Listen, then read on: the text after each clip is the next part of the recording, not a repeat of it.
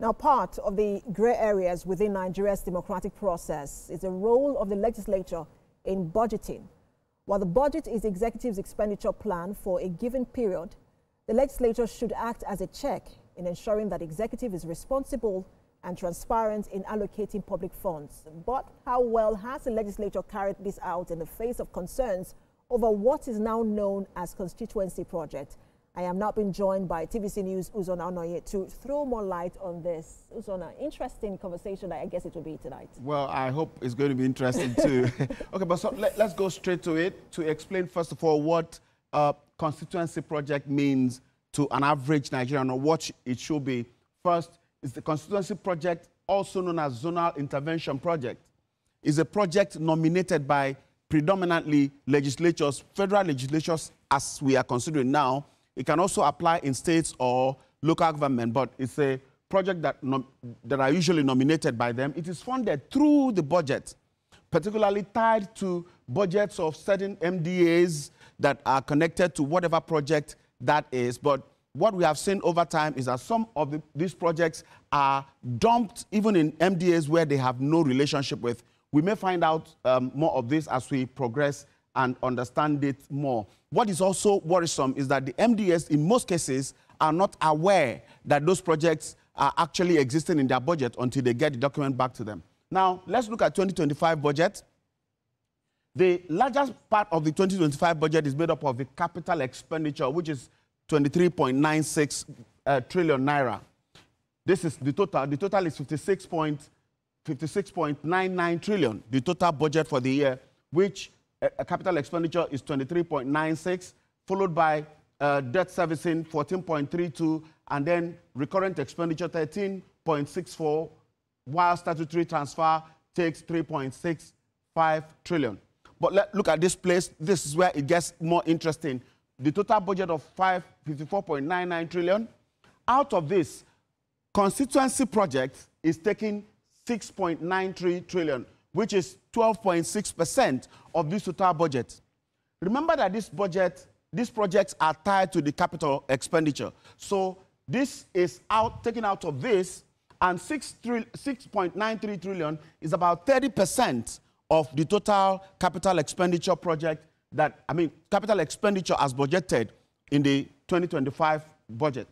In the constituency project for the year that we have in the budget this year is about 11,122 projects. I said earlier, and I want to repeat before I proceed, that most of those projects are unknown, even to the MDAs, to the ministries, departments, and agencies to which the projects are attached to. We'll find out more about this. But before we proceed, there was an analysis done by Budget. We all know about Budget, where they listed out the total of projects tied to different ministries and agencies and the amount, and the breakdown is a bit staggering. However, it is important for everyone to understand that constituency project didn't start today. So I want to go back a little bit for us to take it back from then and then come back to where we are. In year 2000, former President Olusegun Obasanjo refused to sign the appropriation bill for that year because he found out that there was 2 billion naira projects inserted into the document that he was not aware of. I will state here now that, as you read in your intro, that the budget is the document of the executive, their spending plan for the year. So it is their document.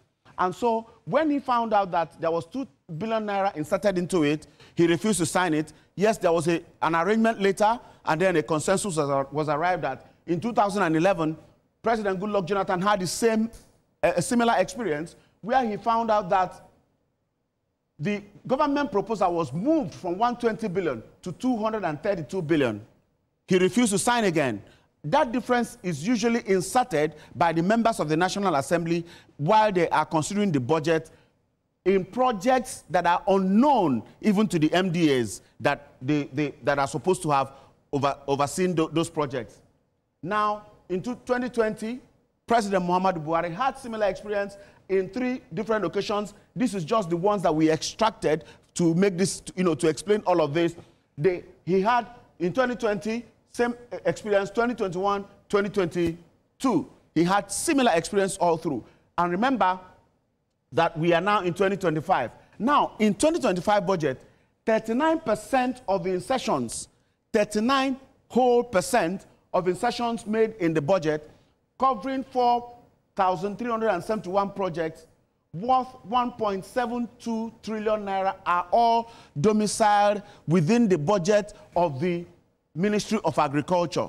However, the Ministry of Agriculture were not aware of those budgets, of those items, or those projects until the document came to them. Now, this may not make any meaning. It may not mean a lot until you go down to understand that those insertions moved the budget of the ministry by 12.4%, from 242.5 billion to 1.95 trillion.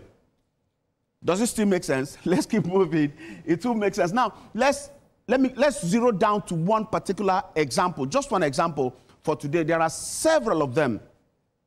And that is the Federal Cooperative College, Oji River. By the name, this is a school that trains people on how to run cooperative societies.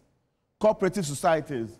This is what the school does, this school. So this is the mission. If you go to their website, this is the mission that is stated on the website of the institution. But let's see what they have in their budget this year.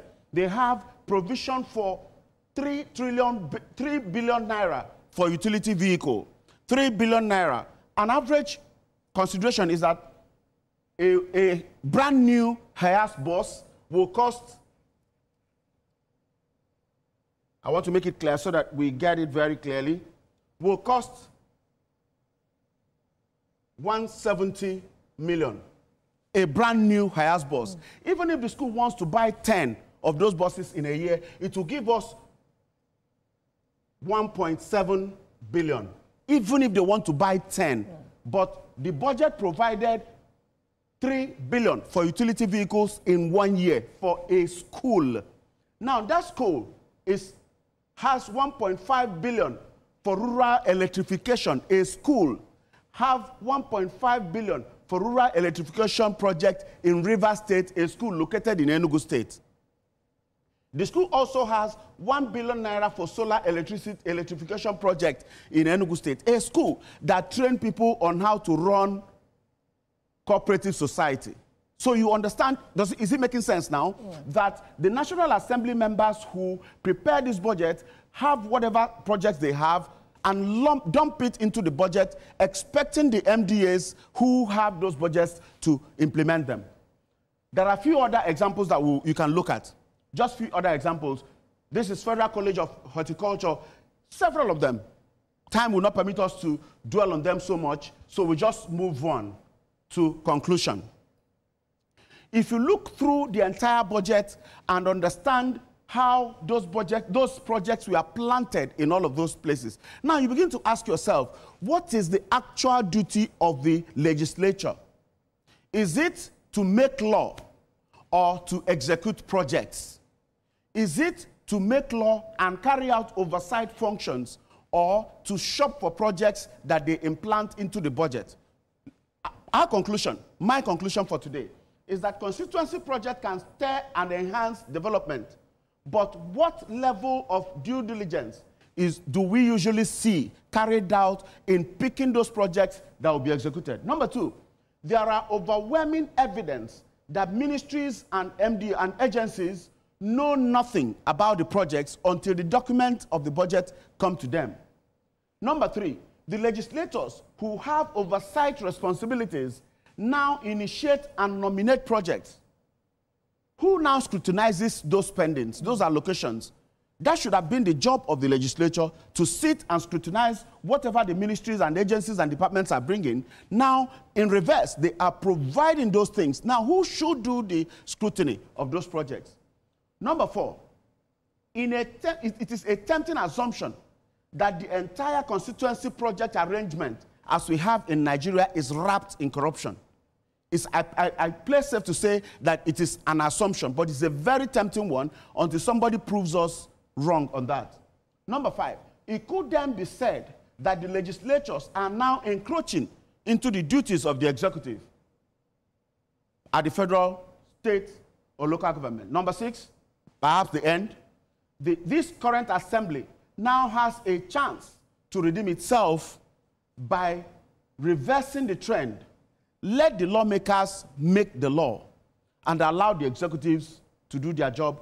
This conversation will not end here. It will continue. And we hope that those people that feel that, oh, they are saying what they are saying because they do not understand how the budget works, please come and explain to us how the budget works or how budgeting works. We will be glad to learn from you. And that's it for today.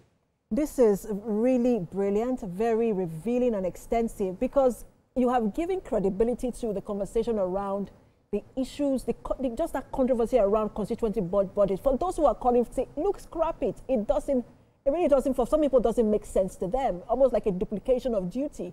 And then one of the things you also said that got me thinking is that, so when we hear that the budget for the Ministry of Agriculture or Finance or whatever is this amount, we should get thinking that it might not actually be that amount, that what they are going to get is probably a fraction, of what we have heard on the news, because again, constituency projects are part of that.